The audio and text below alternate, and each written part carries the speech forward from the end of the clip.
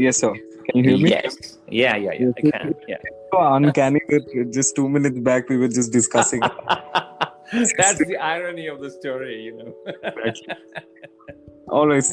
Yes, you were saying that that these things culminates together to. Yes, yeah, and it's very difficult to focus for 40-45 minutes without any disruption, or a technical glitch. It's impossible. At least for now, I think under the Indian platform in the Calcuttan scenario, it's impossible. So I think this is something which is not that tech friendly when it comes Right. to teaching. So I think it'll take some time for all these things to improve, and by then we will be back to our conventional classrooms. Right, sir. Just to end this particular thing on a lighter note, I remember in one of the classes that we were attending, and the class was being taken up by sir. And I think this was in the second or the third semester of our college. And in our college, we had students who would, jump over the walls to get into classes. And because we had a morning college, and we had a gatekeeper who was very strict with his time, and he would not let us in. So in one of these, so the class has started, and sir is already inside. He has started with his lesson. And now there's a noise outside. There's a chaos outside as one of the students who was trying to jump over the wall has fallen down and has got hurt or something. And at that point of time, sir shared a very interesting, it's sort of an anecdote with us that when he was in college, all of them, like all of his batchmates and he himself, would try to get out of college and not attend the classes and get out over the walls, and we were doing just the opposite. Just to share that with the audience on a lighter note. Yeah, that's how True, very true. enjoying the classes of SPC was. I really miss those days. Thanks a lot. Right. Okay. So moving on to the second topic, the practicability of virtual courts. I never get that right. Pardon me for that. Whether virtual courts are here to stay, what is the how practical of a solution it is, and whether it is capable of replacing the actual courts. Initial thoughts on that, sir? I think a virtual courtroom is very, very important, and this is going to stay. That's my opinion on this. But this is not. And when it comes to the last question, this is not going to replace the actual court system so easily and so fast. It's not possible. Now, So you're not that audible. So just check. yeah. Now, can you hear me? Yeah. Yeah, I think it's not going to replace the conventional court system, but I think it's very important, and I think online courts are here to stay. So that's my opinion on this point. Right. I'll tell you why. Now, especially cases like human trafficking, cases matter when we are talking about a parole of a convict who wants to come out because of some other issues. So these can very easily be addressed, or say, for example, a rape case where the victim is inside a home or inside the hospital. It's very important that technology takes advantage of this particular situation and tries to provide justice. So I think technology is going to stay here, especially in these cases. Just like when you overspeed in another 10-15 minutes, you get a message that you have oversped and you need to pay a small amount of fine. So that's what I think this is going to happen.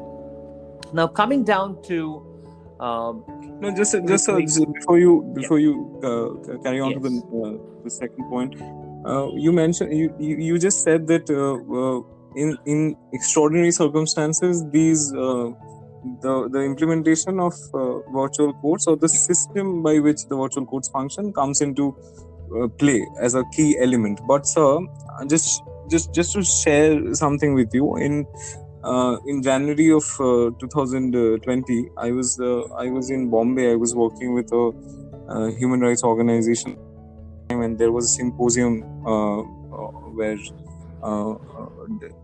dignitaries from Bombay itself had come together, and people from different parts of the country had come together, and while discussing the implementation of how video calls or the Right. or the Right.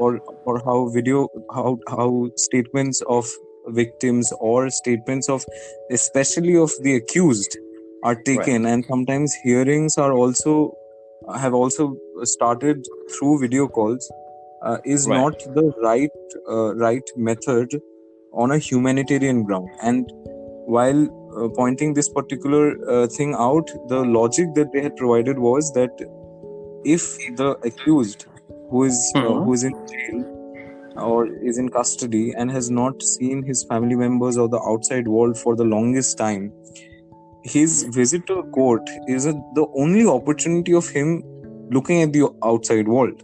So on a humanitarian ground, they were opposing it. Do you think that's correct? No, I don't think that way. I don't think that way. I think, if the person is to be behind bars, he has to be behind bars. You cannot take the advantage of going to the court and visit your family members or other people. No, I think that's not the right answer. On the contrary, I would say, there are many witnesses who would not like to come down to the court. On the contrary, they are most willing, or more willing to give a personal testimony to the court without the interference of advocates, without the interference of any other people.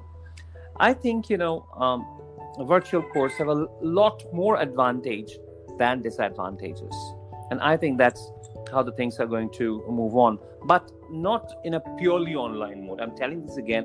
Right now, we are in a very typical situation, and this situation is not going to last for another 10-12 months. And after that, once this subsides, once the vaccination and better drugs comes out to tackle this particular pandemic, I think the court will be physical courts, whereas the technological advantage that the people are taking right now, they will also inculcate those things. So I think the traditional mindset of the traditional judicial system has changed. I'll not say that it has completely changed, but it's in a transformation. So those people who have been advocating for modern and inculcation of technology in justice system are winning it over because of this typical situation. And those people, I think majority of the people who are opposing this particular thing to come into force had really no other option but to accept it at this moment. And once it is accepted, it stands as a precedent. And once this particular precedent sets in, the advantages are put into force. And I think, we are, at least I am expecting to have a better justice system in the years to come, where we'll be having much more technological, involvement coming in. And I think that's good for justice system.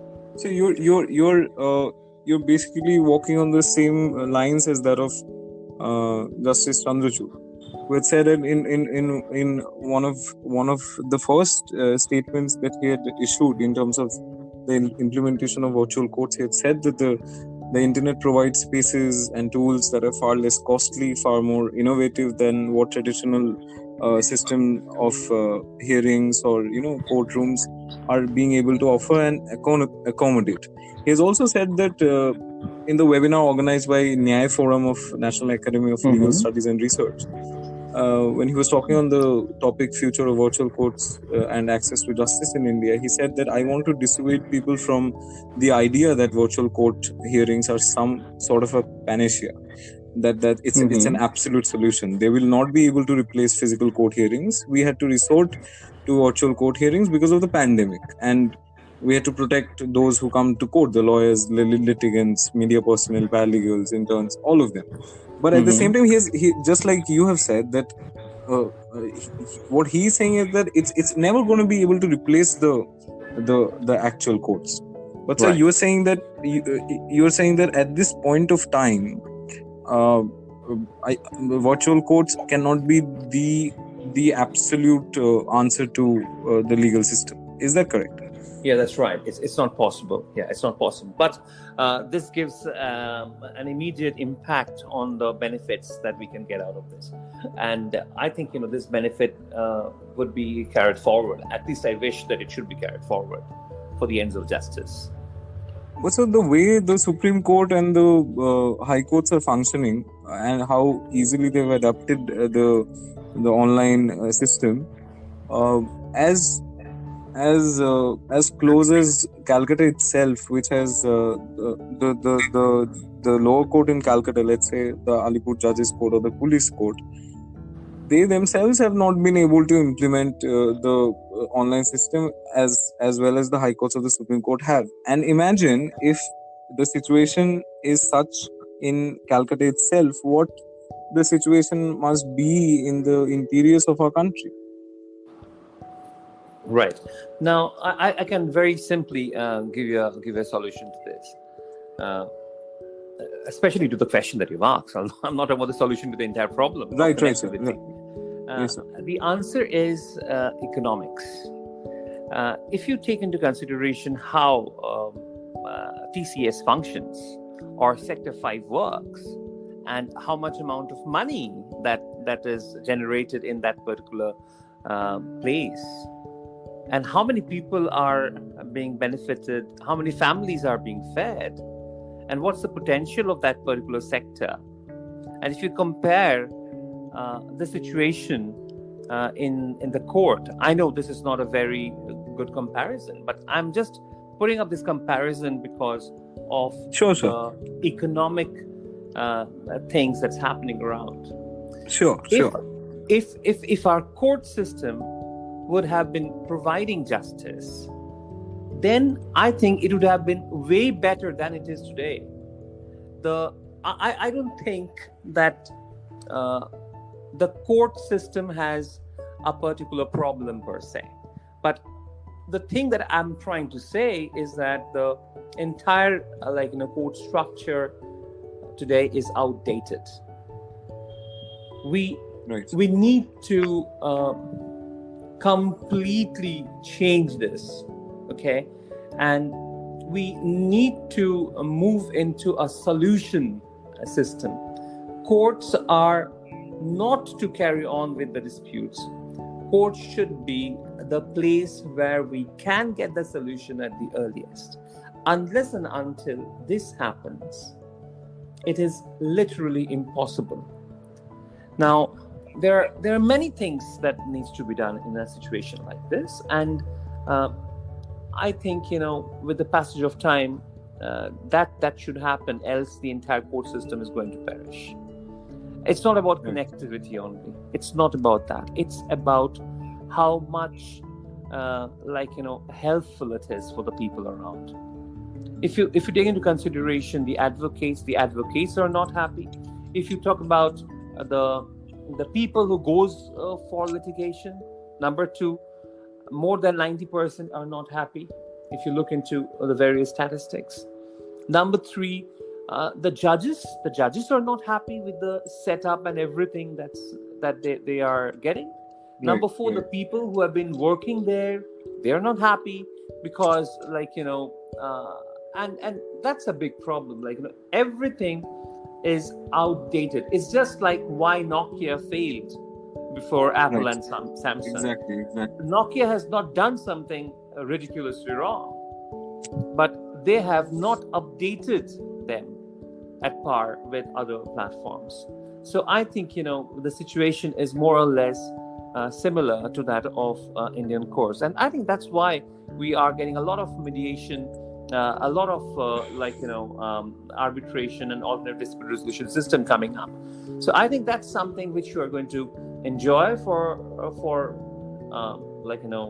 another few decades, unless and until the court come up out of this particular traditional, monotonous, expensive, and a lot of the people are talking about in a lobby in Bombay after the demise of this yes, sir. Yes. budding star Sushant Singh. I think, lobbying in courts are worse. I have more than 20 students who have become judges under my direct training to them. And many of them are still in contact with me. And I've found a lot of young talents are being criticized, they are being ignored, their efforts are not being highlighted. On the contrary, they have been criticized, efforts are made to malign them in every possible way. Right. So I think, what can be more negative than this? So I think, if the person who is trying to give justice is being forced the other way around by the system, I think unless and until the system changes, no good judge is going to change anything. Right. So in the little bit of practice that we as junior advocates have done, we found that the original side of the High Court and the appellate side of the High Court, or broadly speaking, the civil side and the criminal side, both of these like these are different altogether. And when the hearings take place in a court of law, the way a particular civil case is dealt with, in my opinion, I think that it is more, it adheres, or it is more in line with the virtual court system. The senior advocate Rebecca John, in an interview to the Bar and the Bench, has said that she is not at all a fan of this virtual court system. And in order to substantiate her argument, she has said that as a criminal lawyer, the craft of the lawyer in terms of the pleadings that he or she is presenting to the judge is of optimum importance. And from that perspective, sir, do you think that specifically the criminal cases should only be happening in physical courts and not virtually at all? No, I am not a firm believer of any extreme measures on either side. I think, we are always moving, and we are changing in every small bits and shapes, just like, how a newborn turns into a very old man. So this particular change, which cannot be physically seen as such, is always happening in our society, in our education system, in our court system, unless and until a major issue comes up, like the pandemic. So I think when you're talking about practice, whether civil or criminal, purely on the online mode or purely on the basis of offline mode in person, I don't think that's going to happen. Or I don't support this system. I believe that there should be a balance. There should be a comparative analysis, right, as to what we should be taking and what we should not be taking in a specific set of circumstances. It's not really about the case, it's about the situation. So if a person cannot come up before the court, why not taking a video recording and send it, or you can have a live discussion with the judges. So if the judges and the people who are related with this particular case gets those benefits, take into consideration the other legal formalities, I think there is no harm in online justice system to provide remedies to the people who are all waiting for that. Well, so I'm just being the devil's advocate here. You've mentioned earlier that when we were talking about the interns, whether the role of an intern while the offices are closed, whether there is at all a role of or a requirement of an intern, and how the practice system as we know it, as we have known it, how it works, how as a junior advocate or an intern or a trainee, you get to it's a eye-opening world to you when you first get induced in the practice for the first time. And you yourself, sir, have trained under Advocate Oshim Chatterjee of the Calcutta High Court, and regardless of whether the practice is criminal or civil, uh, the system of the practice as we know it, do you think that is up for a complete overhaul given the situation of the pandemic and how virtual courts are coming into play?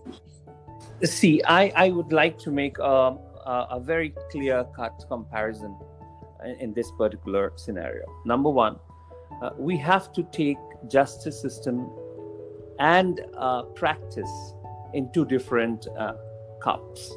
When we are talking about justice, it's about the court, it's about the people who are seeking for justice, it's about the advocates who are trying to establish certain things.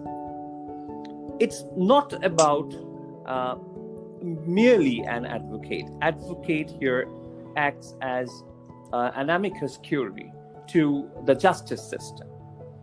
Now, when it comes to a young guy who wants to get himself acquainted with the entire system, Yes, sir. it's a different ball game altogether, and that's where the second cup comes into play. Now, this pandemic has changed the entire procedure of imparting justice. Now, when it comes to budding lawyers, budding young people who are coming up and joining as interns or joining as new advocates, it's starting from naught. It's starting from zero, okay? And he adapts with this particular situation in the next 4, 5, 10 years before he becomes what he wants himself to be. Now, the real challenge is not before this particular guy or this particular set of people. The problem is with the elderly people who have been practicing for the last 10, 15, 20 years. And now because of the pandemic, everything has changed.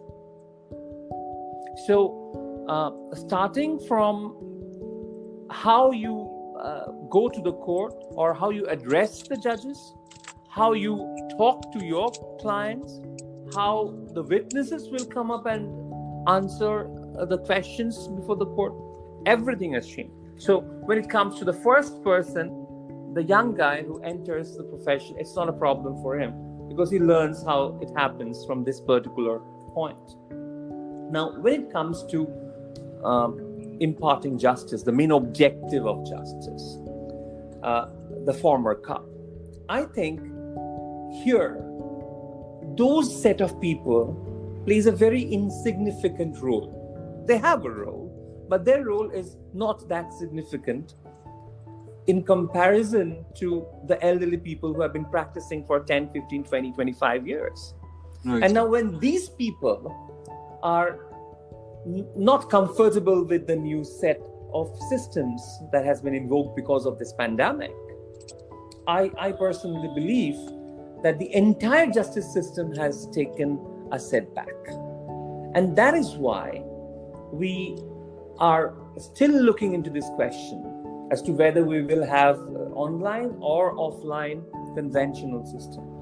If it is only those set of people who are coming up front, it really does not matter to them as such. But when it comes to the justice system as such, I think it's not possible right now for these elderly people to be tech savvy, to be hyperactive and learn all the technicalities and just started.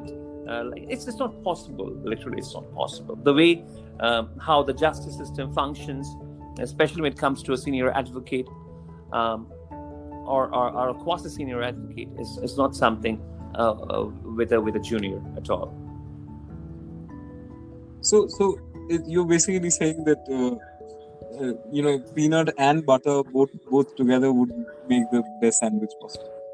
Yes, that's the entire story. Yeah. We need everybody to be in the story to make it a hit. Right, sir. So with that, just quickly going to the third topic that we had decided to discuss on, which we're running out of time. So the third particular topic is that the role of lawyers and judges in the legal education system. And just before I hand it over to you, there's a person called Harry T. Edwards who has written a journal article called "The Role of Legal Education in Shaping the Profession," and it was published by the Association of American Law Schools. In that particular article, he says that, and I quote, "Let me share with you an experience that illustrates my sense of the problem. I recently participated in a symposium on federal courts at the NYU Law School that brought together a number of prominent law professors, leading law practitioners, judicial administrators, and members of the federal bench to discuss the crisis in volume in federal courts. During the discussion of the causes and effects of this problem, there appeared a clear disjunction between the academic participants and all other conferees. For example, virtually all of the judges present at the symposium attempted in vain to convince the academics of the seriousness of the problem of judicial overload in our case dockets, a very similar problem that the Indian courts faces. Along with many of my colleagues, at the end of the 2 days, I came away with the feeling that our friends in the law schools did not really understand the problems facing the judiciary, or for that matter, those facing other components of the legal profession. The symposium strengthened my impression that too many members of the law school community are either indifferent to or hopelessly naive about the problems of legal practice. I have never really understood the gulf between legal academics and practitioners, for we all profess to be equally concerned about the systems of justice in the country. Today we face structural problems that threaten to alter the basic fabric of our legal systems. As a consequence, we can no longer afford law schools isolated in a world of their own. So just taking a note from this, in the practice that we have just joined as junior advocates, for example, the people from my batch itself who have chosen the practice, as opposed to the people who have joined academics, I have seen that during our college days, they would enjoy the classes which were being taken by practicing advocates much more than the classes which were being taken by like people who have never practiced. And it was not always the I'm not generalizing, I'm just saying that there is a section of the classroom who would choose to have an opinion like that. So do you think so that, because in the last, I think the last webinar that you have attended, you were also saying something similar, where you were saying that it is important for the lawyers or judges to come into the teaching profession. Your thoughts, sir? I think if you ask me like who is at fault, I would say that one window system to assess all education under the same banner is I think the biggest problem, and that has led this particular situation to this profession. Say for example, I would not directly name any organization or something, but I would say that if one person or one organization is evaluating law teaching or a law imparting educational institute at par with say for example an organization or an university only teaching history, how can that be possible?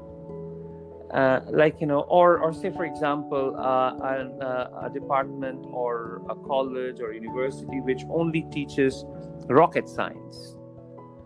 How can you have the same standard for all these three different set of people? It's horrible. And if you talk about the degradation of legal teaching, I would blame, if not entirely, but a majority of this to this particular system, which evaluates everything under the same banner. It's terrible. I think that's one of the biggest mistakes that the government has done. Number one, the central government, who has the Ministry of Education, has done. Number two, I would say that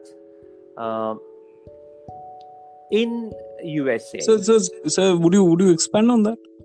Yeah, surely. Like, say, for example, a person who teaches only history would be a person, say, for example, who would be writing a lot of things on this, studying a lot of things on this. He will not go to a courtroom and practice. So when he is teaching only history, the people will learn from him in that particular traditional, in that particular setup. I'm not saying that history is bad. What I'm trying to make you very clear is that when we are teaching people to represent someone else, and when we are talking about the noblest profession on earth, and the way that the trainers and the trainer's profile would not be at par with any other setup.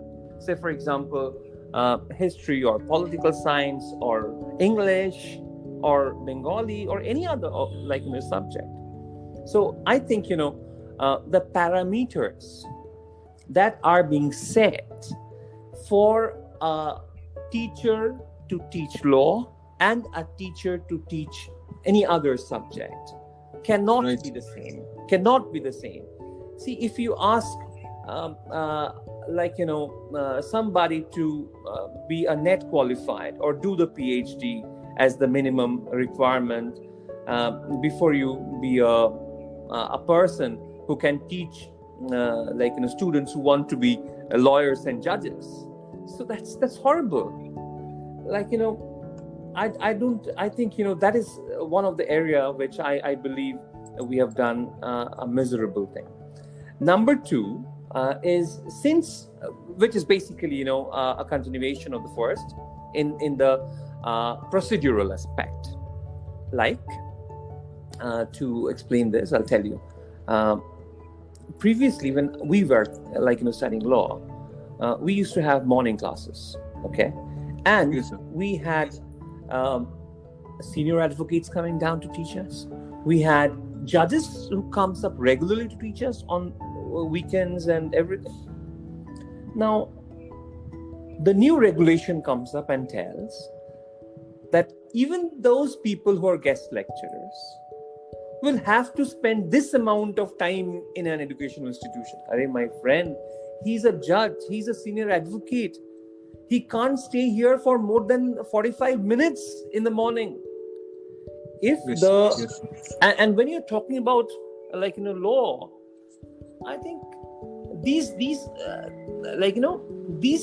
changes to bring everything under one umbrella, everything under one platform, has been has taken toll on legal profession and legal teaching.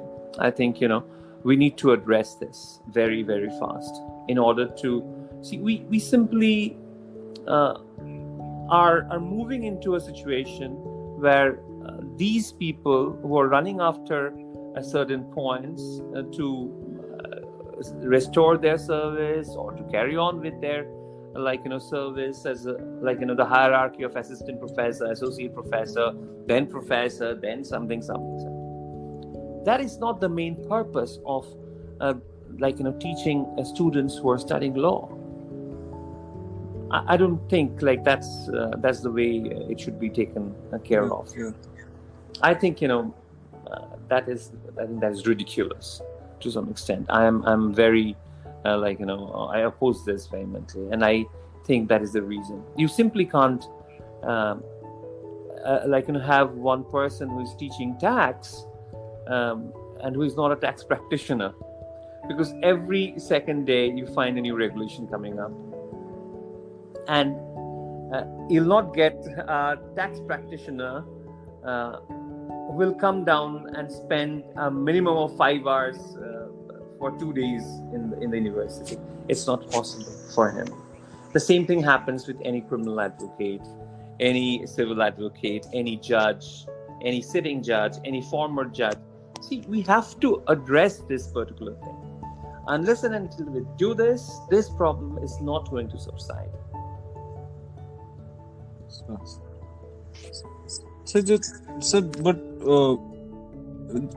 as you mentioned that when you were just talking about the the teacher of tax laws or the professor of tax laws, and because he's not a practicing tax lawyer, there is a chance that he might not. this guy, like, I'm sorry to interrupt. This guy Right, who's right, teaching right. tax, will he start writing chapters or writing articles to get API points, or he would practice and learn more about what's happening around Yes, and sir. teach the young students?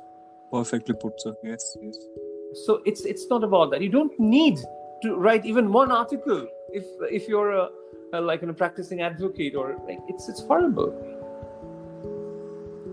So just I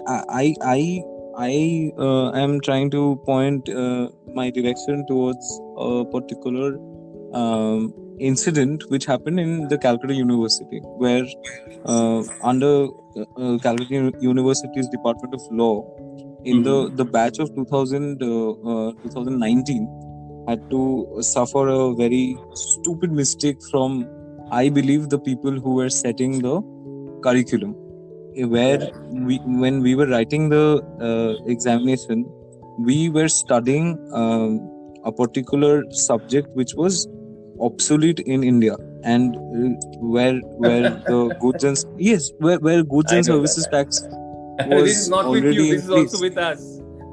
Yes, yes, sir. And don't you think so that even if a particular lawyer, a professor who is teaching tax, i- even if we can excuse the fact that because he's not a practicing tax lawyer, he might not be aware of it. Don't you think the onus lies on the people who are setting the curriculum to keep things updated? Don't you think that's where the legal education system, that is one of the examples where the legal education system is failing? Yeah, I'll tell you, there are many reasons why education, especially legal education, is failing in this part of the country. And the one that you have highlighted is another one. Now, if we don't have a proper setup, it's literally impossible. You'll find mushrooming of law colleges today, which I think is another big challenge. And if you talk about the minimum Bar Council of India standards and regulations, you'll find that perhaps none of them have it. And now, barring one or two, So I personally think it's not possible to change everything at one go, because how if you take into consideration the number of law colleges and the number of teachers that is required for full-time teachers to be there, and if you take into consideration quality teachers, if you talk about those people who are very good in practice as quality professionals or teachers who can teach those subjects in the classrooms, how many of them would come take into consideration that they have to stay a certain number of hours just because the regulation talks about that? So I think there are a lot of interconnected issues that needs to be settled, and unless and until that is done, and when you're talking about Calcutta University per se, I think it's in a very, very complicated situation. I don't know when and how this is going to end, but I think it's in a very complicated condition. Yes. I think nobody knows how it actually functions, though. I mean,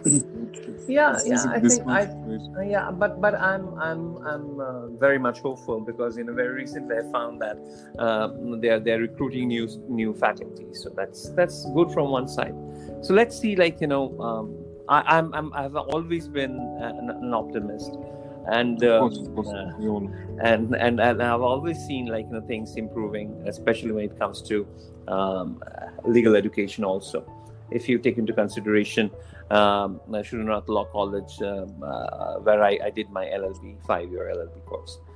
Now there are so many teachers. I'll not talk about the quality of the teachers, but at least they're there, which were not there a few years back. So, so a lot of other things are happening, a minimum number of books that needs to be installed. Like now, number of online journals. These things are becoming very common, and this helps, especially even if one student wants to rise. I think these basic standards would help them, no doubt. So just before we finish, the very last and not the least, but the last question that I have is, so that so while I was preparing for this particular episode, I was going through your website, and then I was just trying to learn how many links or kind of things that I can provide to the audience about you through the podcast. And I came across two videos on YouTube where you have delivered a lecture on the Transfer of Property Act, if I'm not wrong. Yeah, that's right. And right, and just like you, sir, there are other videos also. I mean, I'm specifically bringing YouTube up because every Teachers Day I see on social media somebody is thanking YouTube to be the best teacher that they've ever had, etc. So, do you think just before I ask the question, there is a lecture which was delivered by senior advocate Rebecca John, whom I keep on referring to, and she has she was taking up a class in Nalsa, and she had explained how the journey of a particular complaint, when a complaint is actually registered in a police station, what happens to it, how an FIR is registered, how if police doesn't work, what happens, step by step. He's just formulated a guideline, and I keep on going back to that particular lecture whenever I'm dealing with a particular client, which is where the case is a little problematic, when I'm required to refresh my knowledge about the procedure. Right. So do you think, sir, that videos of such nature, where professors such as you are, or practicing lawyers or judges are, taking up a class or covering a particular topic, do you think that can be a sort of a benchmark, or a sort of a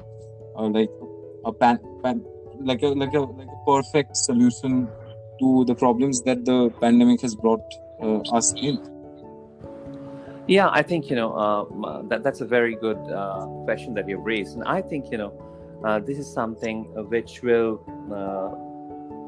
enlighten a lot of people into the world of online lectures. Now, just like Professor John, there are many lectures that has been recorded that's there on YouTube, and undoubtedly this pandemic has at least helped a lot of people to explore these videos. There has been a rise in YouTube videos being watched. I was looking into one of the statistics, even like in radio, like television. Like, what would people do? What would students do? Especially those students who are interested in law. How would they start building up their thoughts? And I think these videos are amazing. Some of them are out of the box, let me tell you this. And I think the more you explore, the more you find out what's ahead of you, and that will only enrich you. There's no doubt about it. So, right, so it has been a enriching experience for me to talk to you, so, and I'm sure it has been. It's pleasure is all mine, no doubt about it. You're the first and you're the most special guest on the Calcutta podcast, because you're the first guest. So thank you for coming to the particular show and agreeing to my crazy idea of my absolute pleasure. It was not crazy. Thank you for giving your time, sir. To the audience, I'll leave links to everything that Dr. Shambhu Prasad Chakrabarty is about, whatever you can find online, and I'll attach everything in the description box. Please check that out. Visit his website, and also if you want to contact him, you can go ahead with that as well. I'll leave his email ID in the description as well. If you have questions or queries for him, you can just go ahead and write him an email. I'm sure he's going to get back to you. Along with that, the Calcutta Lawyers podcast will also bring another episode next week, where we are dissecting the famous case of Dharmendra Chatterjee. So stay tuned for that, and keep listening. Happy listening to all of you, and visit our page. If you are a junior advocate and if you want to join us, then please contact us over Facebook, Instagram, or just shoot us a mail. Thank you for listening to that, and thank you so much, sir, for joining us. Thank you so much. Take care. Bye-bye.